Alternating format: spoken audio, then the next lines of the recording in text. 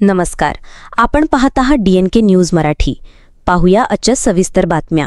मराठवाड्यात पुन्हा पावसाचा जोर वाढला, 5 जणांचा मृत्यू. धाराशिव, बीड, छत्रपती संभाजीनगरमध्ये जलप्रलय. मराठवाड्यासह जळगाव, अहिल्यानगर, सोलापूर या जिल्ह्यांत अतिवृष्टीने अक्षरशः हाहाकार माजवला. मराठवाड्यातील 75 मंडळांत अतिवृष्टी झाली असून पावसाने 5 जणांचे जीव घेतले. या भागातील शेतकऱ्यांचे मोठ्या प्रमाणात पिकाचे नुकसान झाले असून शेतात पिके दिसण्याऐवजी पाणीच पाणी दिसत आहे. बीड आणि धाराशिव जिल्ह्यात पावसाने कहर केला. पुरात अडकलेल्या मोकांना हेलिकॉप्टर व बोटींच्या सहाय्याने स्थलांतरित केले जात आहे. पुढील संपूर्ण आठवडा पावसाचा असणार आहे. तसेच शुक्रवारनंतर पावसाचा जोर आणखी वाढेल असा वेधशाळेने अंदाज वर्तवलेला आहे. या भागातील शेतकऱ्यांना अलर्ट राहण्याचा इशारा वेधशाळेने दिला. राज्य सरकारचा मोठा निर्णय. पीक नुकसानीसाठी 2,215 कोटींची मदत मंजूर. राज्यातील 32 लाख शेतकऱ्यांना दिलासा. मराठवाडा आणि विदर्भात झालेल्या अतिवृष्टीमुळे शेतकऱ्यांचे मोठे नुकसान झाले आहे. नुकसानीच्या पाहणीनंतर आता राज्य सरकारने शेतकऱ्यांना मोठा दिलासा दिला आहे. राज्य सरकारने मंत्रिमंडळ बैठकीत शेतकऱ्यांसाठी पीक नुकसान भरपाई जाहीर केली आहे. खरीप 2025 मधील पिकांच्या नुकसानीसाठी 2,215 कोटी रुपयांची मदत जाहीर करण्यात आली आहे.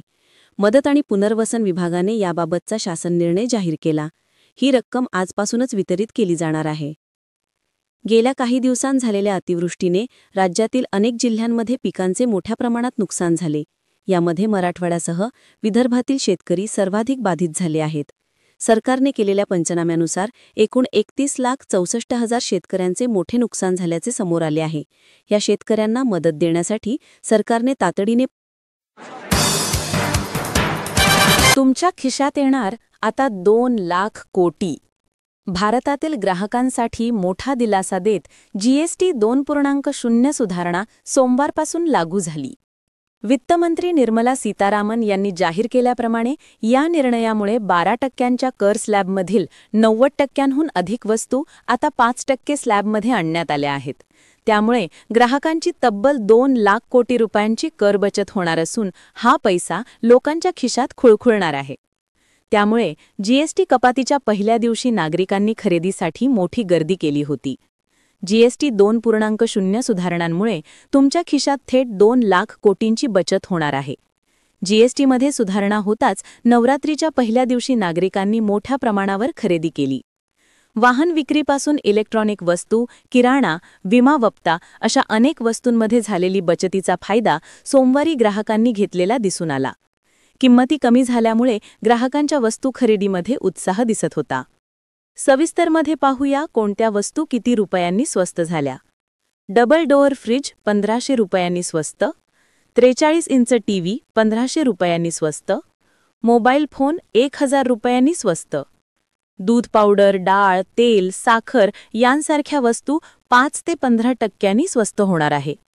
किराणा खरेदीवर तब्बल 13% बचत होणार आहे. म्हणजेच महिन्याला 15,000ची खरेदी करणाऱ्या कुटुंबाला जवळपास 2,000 रुपयांची बचत होणार आहे. वर्षभरात हीच बचत 23,000पेक्षा जास्त होणार आहे. खरेदी वाढल्याने अर्थव्यवस्थेला चालना मिळेल तर व्यापाऱ्यांनाही याचा फायदा होणार आहे. शेअर बाजारात उत्साहाचं वातावरण असून गुंतवणूकदारांना तब्बल 1.75 लाख कोटींचा फायदा होणार आहे. GST 2.0 सुधारणांमुळे ग्राहकांचे खर्च कमी, खरेदीची ताकद जास्त आणि अर्थव्यवस्थेला मोठी चालना मिळणार आहे, असे वित्तमंत्री निर्मला सीताराम यांनी म्हटले. 3.5 शक्तिपीठांसह राज्यात सर्वत्र घटस्थापनेने शारदीय नवरात्रोत्सवास प्रारंभ. करवीर निवासिनी श्री अंबाबाई माहुरगडची रेणुकामाता, तुळजापूरची आई तुळसाभवानी आणि वणीची आई माता सप्तशृंगी या 3.5 शक्तिपीठांसह राज्यभर पारंपरिक वाद्यांसह वाजत गाजत घटस्थापना करत नवरात्रोत्सवास प्रारंभ झाला. पहिल्या माळेला देवीच्या दर्शनासाठी भक्तांची अलोट गर्दी पाहायला मिळाली.